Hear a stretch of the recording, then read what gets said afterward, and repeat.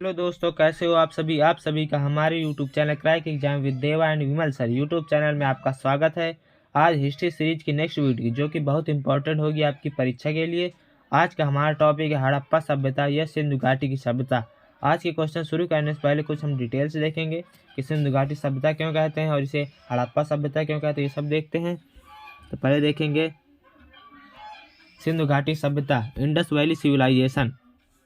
यह सभ्यता सिंधु नदी के तट पर मिली थी।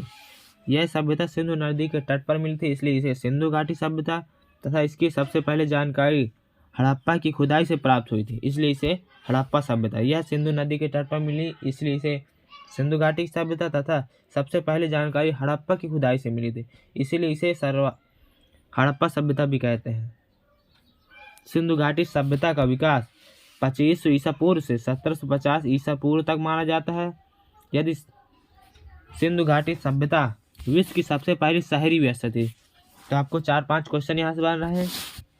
सिंधु घाटी सभ्यता क्यों कहते हैं? क्योंकि ये सिंधु नदी के तट पर मिली थी। और इसे हड़प्पा सभ्यता क्यों कहते हैं? तो यह सबसे पहले जानकारी हड़प्पा की खुदाई से मिली थी, इसलिए इसे हड़प्पा सभ्यता भी कहते हैं। और इसका सर्वाधिक सिंधु घाटी सभ्यता का विकास कब से कब तक माना जाता है? तो यह 2500 ईसा पूर्व से 1750 ईसा पूर्व। सिंधु घाटी सभ्यता कैसी व्यवस्था थी? तो ये कैसी सभ्यता थी?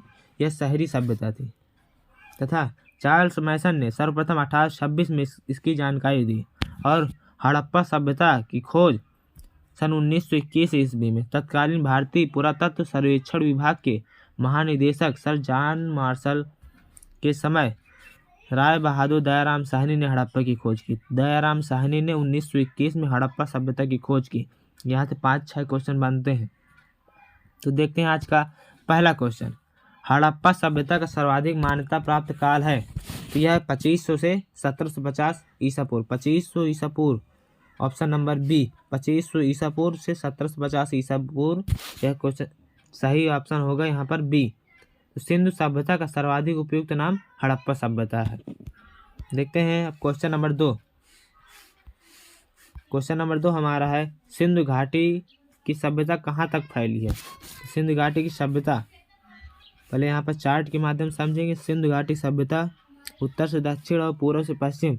उत्तर में मांडा जो कि जम्मू कश्मीर में स्थित है, दक्षिण में दैमाबाद जो कि महाराष्ट्र में स्थित है, और पूर्व में आलमगीरपुर जो कि उत्तर प्रदेश में स्थित है, और पश्चिम में सुतकांगे डोर जो कि पाकिस्तान तक फैली है। मांडा से दैमाबाद और आलमगीरपुर से सुतकांगे डोर। यहाँ पूर्व में उत्तर प्रदेश, पश्चिम में पाकिस्तान, जम्मू कश्मीर जो कि उत्तर में, दक्षिण में महाराष्ट्र तक यह सभ्यता फैली है। तो इसका सही जवाब होगा सिंधु घाटी की सभ्यता कहाँ तक विस्तृत थी? तो यह पंजाब, राजस्थान, गुजरात, उत्तर प्रदेश, हरियाणा, सिंध और बलूचिस्तान तक विस्तृत थी। ऑप्शन नंबर डी सही जवाब है। देखते हैं question number next. Question number हमारा 3 है सिंधु घाटी की सभ्यता में घोड़े के अवशेष कहाँ से प्राप्त हुए हैं? Option A Surkotada, option B Banawali, option C Manda, option D Rakhigarhi. तो मांडा ये सिंधु घाटी सभ्यता का जो विस्तृत एरिया है, ये मांडा उत्तर में जम्मू कश्मीर में स्थित है। तो सिंधु घाटी सभ्यता में घोड़े के अवशेष कहाँ से मिले हैं? तो यह सुरकोतड़ा, ऑप्शन नंबर ए सही जवाब है। देखते हैं question number next. Question number 4 हमारा सिंधु घाटी सभ्यता के लोगों का मुख्य व्यवसाय क्या था? तो सिंधु घाटी सभ्यता जिसे IBC इंडस वैली सिविलाइजेशन के लोगों का मुख्य व्यवसाय व्यापार था। ऑप्शन नंबर ए सही जवाब है। देखते हैं question number 5। Question number 5 Harappa सभ्यता के निवासी थे। ऑप्शन ए ग्रामीण, ऑप्शन बी शहरी, ऑप्शन सी खानाबदोश, ऑप्शन डी जनजाति। तो पहले भी हमने देखा है कि हड़प्पा सभ्यता के निवासी शहरी थे, और हड़प्पा सभ्यता की खोज सन 1921 में दयाराम साहनी ने की। तो यहाँ के सभ्यता के निवासी थे शहरी। ऑप्शन नंबर बी सही जवाब है। अब देखते हैं question number next. Question number 6 हमारा है हड़प्पा वासी किस वस्त्र के उत्पादन में सर्वप्रथम थे? ऑप्शन ए मुद्राएं, ऑप्शन बी कांसे के औजार, ऑप्शन सी कपास, ऑप्शन डी जौ। तो हड़प्पा वासी किस वस्त्र के उत्पादन में सर्वप्रथम थे? तो यह कपास के उत्पादन में। Option number C right answer है। देखते हैं क्वेश्चन नंबर 7 निम्नलिखित विद्वानों में से हड़प्पा सभ्यता का सर्वप्रथम खोजकर्ता कौन था? तो ये हमने पिछले क्वेश्चन में भी देख चुके हैं कि यह सन 1921 में दयाराम साहनी के द्वारा की गई। ऑप्शन नंबर डी सही जवाब है। हड़प्पा सभ्यता की सर्वप्रथम खोज 1921 में 1921 में दयाराम साहनी और माधव स्वरूप वत्स द्वारा किया गया। सन जॉन मार्शल के निर्देशन में हड़प्पा सभ्यता का उत्खनन कार्य शुरू हुआ। तो हड़प्पा सभ्यता की खोज सन 1921 में दयाराम साहनी और माधव स्वरूप वत्स, तो आपको इतना याद रखना है, खोज सर्वप्रथम सन 1921 में दयाराम साहनी के द्वारा। बस दो चीज़ इसमें इम्पोर्टेंट है। देखते हैं क्वेश्चन नंबर नेक्स्ट।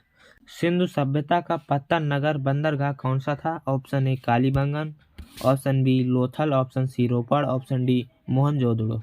तो सिंधु सभ्यता का पोर्ट पत्तन नगर या बंदरगाह कौन सा था? यह लोथल। ऑप्शन नंबर बी सही जवाब है। लोथल की खोज से ही प्रमाणित हुआ कि सिंधु घाटी के लोग माप और तौल से परिचित थे। माप और तौल से परिचित थे, यहीं से पता चला लोथल से। लोथल एक बंदरगाह था। देखते हैं क्वेश्चन नंबर 9। हड़प्पा कालीन समाज किन वर्गों में विभक्त था? हड़प्पा कालीन समाज विद्वान, योद्धा, व्यापारी और श्रमिक, 4 वर्गों में विद्वान, योद्धा, व्यापारी और श्रमिक। ऑप्शन नंबर बी सही जवाब है। 4 भागों में विभक्त था। देखते हैं क्वेश्चन नंबर 10। पाकिस्तान या सिंध का बाग हड़प्पा सभ्यता के किस पुरा स्थल को कहा गया? Option A Harappa, option B Mohenjodaro, option C Kalibanga, option D Lothal. Sindh का नकली स्थान या सिंध का बाग मोहनजोदड़ो को कहा जाता है। ऑप्शन नंबर बी सही जवाब है। मोहनजोदड़ो को सिंध का बाग और मृतकों का टीला, जिसे माउंट ऑफ डेड, इसे मृतकों का टीला माउंट ऑफ डेड भी कहते हैं मोहनजोदड़ो को, तथा सिंध का नकली स्थान या सिंध का बाग भी कहते हैं मोहनजोदड़ो को। तो सही ऑप्शन इसका होगा बी मोहनजोदड़ो। देखते हैं क्वेश्चन नंबर नेक्स्ट। हड़प्पा सभ्यता के संपूर्ण क्षेत्र का आकार किस प्रकार का था? ऑप्शन ए वर्गाकार, ऑप्शन बी आयताकार, ऑप्शन सी त्रिभुजाकार, ऑप्शन डी गोलाकार। तो हड़प्पा सभ्यता के संपूर्ण क्षेत्र का आकार त्रिभुजाकार था। ऑप्शन नंबर सही है इसका सी, त्रिभुजाकार था। तथा हड़प्पा सभ्यता की खोज सन 1921 में दयाराम साहनी के द्वारा की गई। इसे बार बार रिवाइज करना है कि आपको याद न करना पड़े और ये रटी जाए। जैसे हड़प्पा सभ्यता की खोज सन 1921 और इसकी खोज किसने की? दयाराम साहनी ने। इसका क्षेत्र का आकार कैसा था? त्रिभुजाकार। ये सब आपको देखना। और यहाँ का मुख्य व्यवसाय क्या था? तो यह व्यापार था। किसके उत्पादन में सर्वप्रथम थे? तो कपास के उत्पादन में सर्वप्रथम थे हड़प्पावासी। देखते हैं क्वेश्चन नंबर 12। हड़प्पा सभ्यता के अंतर्गत हल द्वारा जोते गए खेत का साक्ष्य कहाँ से मिला? हल के चिन्ह कहाँ से मिले हैं? तो यह Kalibanga. Option number C Kalibanga से मिले हैं। देखते हैं कालीबंगा से क्या क्या प्राप्त हुआ। कालीबंगन में हवन कुंड, बलि प्रथा, जोते हुए खेत, यहाँ पर खेत है, जोते हुए खेत, हल के साक्ष्य, अलंकृत ईंट और भूकंपन के प्रमाण मिले हैं। कालीबंगन से मिले हैं। कालीबंगन जो कि राजस्थान में स्थित है। देखते हैं क्वेश्चन नंबर 13। सिंधु सभ्यता में वृहत स्नानागार पाया गया है। ऑप्शन ए मोहनजोदड़ो में, ऑप्शन बी हड़प्पा में, ऑप्शन सी लोथल में, ऑप्शन डी कालीबंगा में। सिंधु सभ्यता में वृहत स्नानागार, ग्रेट स्नानागार, जो स्नानागार मतलब नहाने का कक्ष, कहाँ मिला है? तो यह मोहनजोदड़ो में मिला। ऑप्शन नंबर ए सही जवाब, मोहनजोदड़ो में। मोहनजोदड़ो से और क्या क्या प्राप्त हुए देखते हैं। तो मोहनजोदड़ो से प्राप्त वृहत स्नानागार एक प्रमुख स्मारक है, जिसके मध्य स्थित स्नान कुंड 11.48 मीटर लंबा एवं 7.01 मीटर चौड़ा तथा 2.43 मीटर गहरा। तो उसकी लंबाई, चौड़ाई और गहराई कितनी है ये दिया हुआ है। तथा यह वृहत स्नानागार जो कि मोहनजोदड़ो में स्थित था। देखते हैं क्वेश्चन नंबर 14। सैंधव स्थलों के उत्खनन से प्राप्त मोहरों पर निम्नलिखित में से किस पशु का सर्वाधिक उत्कीर्णन हुआ है? किस पशु का हुआ है? तो वह है बैल है। ऑप्शन नंबर सी, बैल पशु का, ये बैल जानवर का उत्कीर्णन हुआ है। किस पशु का? तो बैल का। देखते हैं क्वेश्चन नंबर 15। सूची 1 को सूची 2 से सुमेलित कीजिए। ये जो पिछले हमने चार्ट से समझा था, सिंधु सभ्यता की उत्तरी सीमा मांडा जम्मू कश्मीर तथा सिंधु सभ्यता की दक्षिणी सीमा दैमाबाद महाराष्ट्र और पूर्वी सीमा आलमगीर उत्तर प्रदेश तथा सिंधु सभ्यता की पश्चिमी सीमा सुत्कांगीडोर बलूचिस्तान। तो इसका सही जवाब होगा ऑप्शन नंबर ए का 1, बी का 2, सी का 3, डी का 4। ऑप्शन नंबर ए सही जवाब है, ए राइट आंसर है। उत्तरी सीमा मांडा, दक्षिणी सीमा दैमाबाद और पूर्वी सीमा आलमगीरपुर, पश्चिमी सीमा सुत्कांगीडोर। देखते हैं क्वेश्चन नंबर नेक्स्ट हमारा है 16 नंबर। हड़प्पा के मिट्टी के बर्तनों पर सामान्यतः किस रंग का उपयोग हुआ है? ऑप्शन ए लाल, ऑप्शन बी नीला हरा, ऑप्शन सी पांडु, ऑप्शन डी नीला। तो किस रंग का उपयोग हुआ है? हड़प्पा के मिट्टी के बर्तनों पर सामान्यतः लाल रंग का उपयोग हुआ। ऑप्शन नंबर ए सही जवाब है, लाल रंग का उपयोग हुआ। तो देखते हैं क्वेश्चन नंबर नेक्स्ट। सिंधु घाटी के लोग विश्वास करते थे। ऑप्शन ए आत्मा और ब्रह्मा में, ऑप्शन बी कर्मकांड में, ऑप्शन सी यज्ञ प्रणाली में, ऑप्शन डी मात्र शक्ति में। तो सिंधु घाटी के लोग किस पर विश्वास करते थे? यह मात्र शक्ति में विश्वास करते थे। ऑप्शन नंबर डी सही जवाब है। सिंधु घाटी के लोग मात्र देवी की पूजा करते थे। हड़प्पा तथा मोहनजोदड़ो में असंख्य देवियों की मूर्ति प्राप्त हुई है। ये मूर्तियां मात्र देवी या प्रकट देवी की थी। देखते हैं क्वेश्चन नंबर 18। निम्नलिखित में से कौन मोहनजोदड़ो की सबसे बड़ी इमारत मानी गई है? तो यह है विशाल अन्नागार, धान्य कोठार। ऑप्शन नंबर ए इसका सही जवाब है। विशाल अन्नागार। मोहनजोदड़ो से ही बृहत स्नानागार भी प्राप्त हुआ है। तो विशाल अन्नागार या धान्य कोठार मोहनजोदड़ो की सबसे बड़ी इमारत मानी गई है। यह मोहनजोदड़ो की सबसे बड़ी इमारत अन्न कोठार है। मोहनजोदड़ो के धान्यागार जो कि 45.72 मीटर लंबा और 22.86 मीटर चौड़ा था, जो कि वहाँ का सबसे बड़ा भवन था मोहनजोदड़ो का। देखते हैं क्वेश्चन नंबर 19। किस हड़प्पा कालीन स्थल से नृत्य मुद्रा वाली स्त्री की कांस्य मूर्ति प्राप्त हुई है? तो यहीं से प्राप्त हुआ बृहत स्नानागार, यहीं से विशाल अन्नागार। तो इसका सही जवाब होगा मोहनजोदड़ो। मोहनजोदड़ो से ही नृत्य मुद्रा वाली कांस्य की मूर्ति मिली है, स्त्री की कांस्य मूर्ति। यह एक कांस्य मूर्ति है। नृत्य मुद्रा वाली स्थिति, नाचते हुए स्त्री की कांस्य मूर्ति, नृत्य मुद्रा वाली स्त्री की कांस्य मूर्ति मोहनजोदड़ो से मिली है। देखते हैं क्वेश्चन नंबर 20।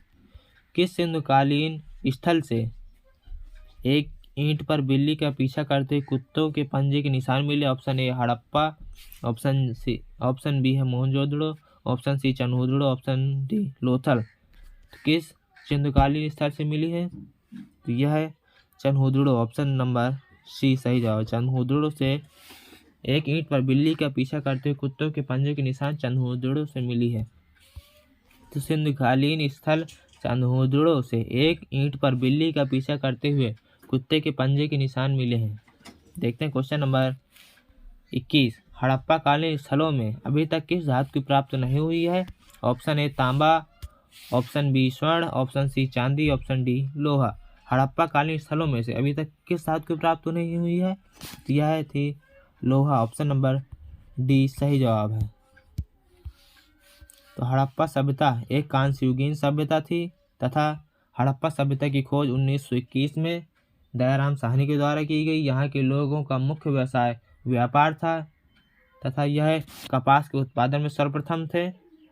हड़प्पा सभ्यता कांस्ययुगीन सभ्यता थी। यहाँ से तांबा, कांसा, स्वर्ण और चांदी आदि धातुएं मिली हैं, बल्कि लोहा की प्राप्ति नहीं, जो कि क्वेश्चन था किस धातु की प्राप्ति अभी तक नहीं हुई, तो लोहे की प्राप्ति नहीं हुई है। वस्तुतः हड़प्पा कालीन लोग लोहे से परिचित नहीं थे। भारत में लौह युग का प्रारंभ उत्तर वैदिक काल लगभग 1000 ईसा पूर्व से माना जाता है। तो लोहा उत्तर वैदिक काल, लौह युग का प्रारंभ उत्तर वैदिक काल से माना जाता है। तो दोस्तों आपको यह वीडियो कैसी लगी हमने लगभग हड़प्पा सभ्यता जो कि सिंधु घाटी सभ्यता के लगभग सभी मोस्ट इम्पोर्टेंट क्वेश्चन इस वीडियो में लिए हैं। हमारा नेक्स्ट टॉपिक होगा वैदिक संस्कृत। तो दोस्तों कमेंट में ज़रूर लिखना कि यह वीडियो कैसी थी। Thank you for watching this video. Jai Hind, take care, bye bye, see you.